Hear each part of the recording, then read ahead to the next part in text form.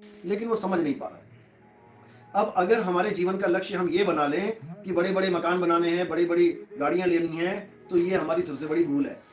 आप हमारा इतिहास उठा के देखो भारतवर्ष का, बड़े-बड़े राजा जिनके पास पूरी-पूरी रियासतें थी, पूरे-पूरे देश के राजा, उन्होंने भी अपना सारा राजपाट छोड़ के जंगलों में पलायन कर लिया। महात्मा बुद्ध, कोई कमी थी क्या? आप ही के क्षेत्र के हैं? नहीं, कुछ नहीं। आप ही के क्षेत्र के हैं ना, गोरखपुर साइड के आगे, हाँ, यहाँ नेपाल साइड के आस-पास ही है सारा गाँव। हाँ। तो महात्मा बुद्ध ने, जो पहले गौतम थे, सिद्धार्थ थे, हाँ, उन्होंने अपना पूरा राजपाट छोड़ के अपनी बीवी बच्चे तक छोड़ दिए। जो आप बनाने की कोशिश कर रहे हो, जो आप इकट्ठा करने की कोशिश कर रहे हो, उनके पास सब कुछ था, उन्होंने फिर भी छोड़ दिया। इसका मतलब कि उनके पास जो चीज थी उससे उनको संतुष्टि नहीं आ रही थी। जो आपको लग रहा है कि मुझे संतुष्टि आ जाएगी, मैं बड़े बिजनेसमैन जितना पैसा कमा लूं, मैं बड़े शेख जितना पैसा कमा लूं, मैं संतुष्ट हो जाऊंगा, तो ये तुम्हारी गलतफहमी है।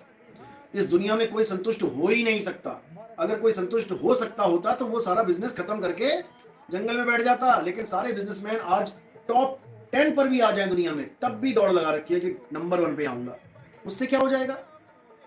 नंबर 1 पे आ भी गया तो उससे क्या हो जाएगा? ज्यादा पैसा छोड़ के मरेगा, और इससे ज्यादा क्या होगा? हाँ, ज़्यादा कर। भाई मरना ही है सबने ना। जो टॉप वाला है वो ज्यादा पैसा छोड़ के मरेगा, जो कम है वो कम पैसा छोड़ के मरेगा। छोड़ना तो दोनों को पड़ेगा। तो केवल एक नाम कमाने के लिए कि मैं दुनिया में नंबर 1 हो जाऊं, अपना अनमोल मनुष्य जीवन बर्बाद कर रहा है ये इंसान। एक एक पल इतना कीमती है कि तुम सोच भी नहीं सकते। तुम्हें केवल 50 साल मिले हैं जीने के लिए, 50, 60 या 70, हद 80। 80 तो बता दो कोई जी रहा हो गांव में। 80 से पहले निकल जाते। कोई एक बूढ़ा या कोई बुढ़िया होती है जो 80 साल से ऊपर बेचारी बैठी। 80 साल में सब निपट जाते हैं। और ये 80 साल इतने अनमोल है कि तुम सोच भी नहीं सकते। ये 80 साल आपको कब मिले हैं? 1,84,00,000 भुगतने के बाद। यानी एक जन्म, मान के चलो 100 साल का भी मिल गया तो 1,84,00,000 कितने सालों तक बात चली जाएगी? उसके बाद एक बार 80 साल के लिए जीवन मिला है। आप देखोगे पीपल के पेड़ की उम्र, बरगद के पेड़ की उम्र 1000-1000 साल चलती है। अगर उस जून में चले गए तो 1000 साल तक खड़े रहोगे वहीं पे। तो इसीलिए जो समझाया जा रहा है उसको अच्छे से समझना है। आप पैसा कमाओ, कोई मना ही नहीं है। पैसा कमाना गुनाह नहीं है, पैसा कमाना आपकी मजबूरी है। नहीं पैसा कमाओगे तो कोई खिलाएगा नहीं। बाप भी कहेगा बेटा अब तू रास्ता देख, हमारे दरवाजे बंद है तेरे लिए।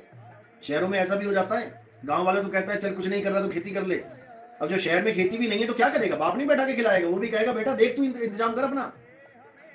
तो पैसा कमाना बुरा नहीं है, पैसा हमारी नीड है, हमारी जरूरत है। लेकिन केवल पैसा कमाना भी हमारा लक्ष्य नहीं है कि हम केवल पैसे पे पैसे, दिराम पे दिराम कमाए जाएं और हमें आराम मिले ना शरीर को, ना मन को, ना आत्मा को।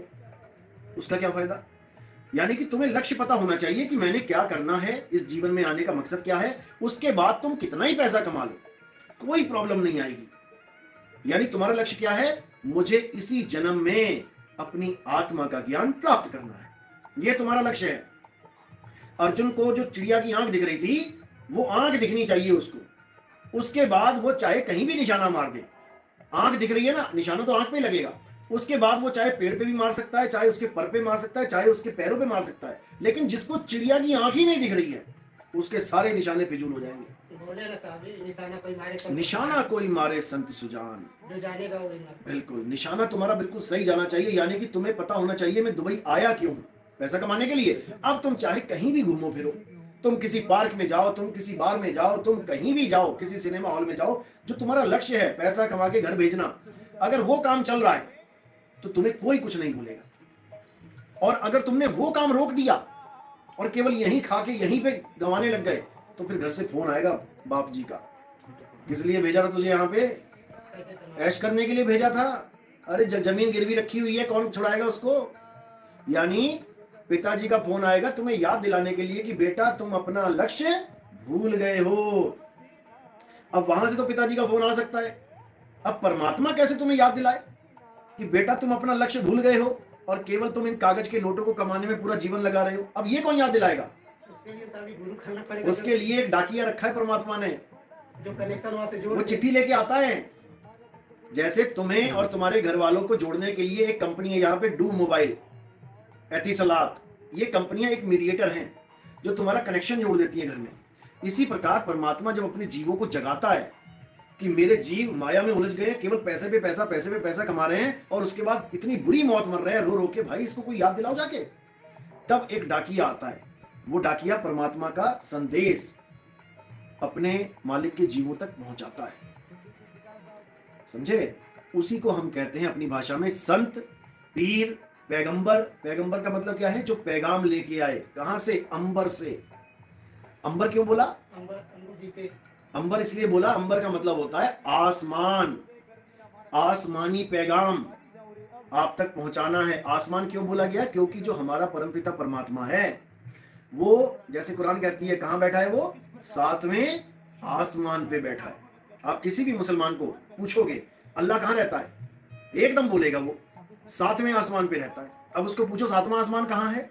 एक तो दिख रहा है, उसके बाद एक और होगा, फिर एक और होगा, फिर एक और होगा। ऐसा नहीं है भाई। वो 7वां आसमान एक गुप्त भेद है। वो पैगंबर ही उस पैगाम को जीवों तक पहुंचाता है कि अल्लाह है कहां। वो कोई नाम देने नहीं आता कि कोई नाम जपवाने आता है। मैं यहां पर आज बैठा हूं तो मैं कोई तुम्हें भगवान के नाम देने थोड़ी नहीं आया हूं। नाम तो तुम पहले से जानते हो। हिंदू है वो राम जानता है, मुसलमान है वो अल्लाह जानता है, सिख है वो वाहिगुरु जानता है, ईसाई है वो गॉड जानता है। नाम तो तुम्हारे अंदर कूट कूट के पहले से ही भरे हुए हैं। मैं इसलिए आया हूं यहां पर, मेरा क्या काम है आने का? जो नाम तुम भर के बैठे हो उन नामों को छुड़वाने आता हूं कि नाम छोड़ दो। और करना क्या है? असली नाम यानी सच्चा नाम यानी सतनाम को जान लो। अब जो छोड़ने हैं नाम, वो छोड़े क्यों? क्योंकि वो नकली नाम हैं। अब नकली नाम क्यों हैं? क्योंकि वो इंसानों के द्वारा बनाए जाते हैं। इसीलिए सारे नाम अलग अलग भाषाओं में अलग अलग तरह के हैं।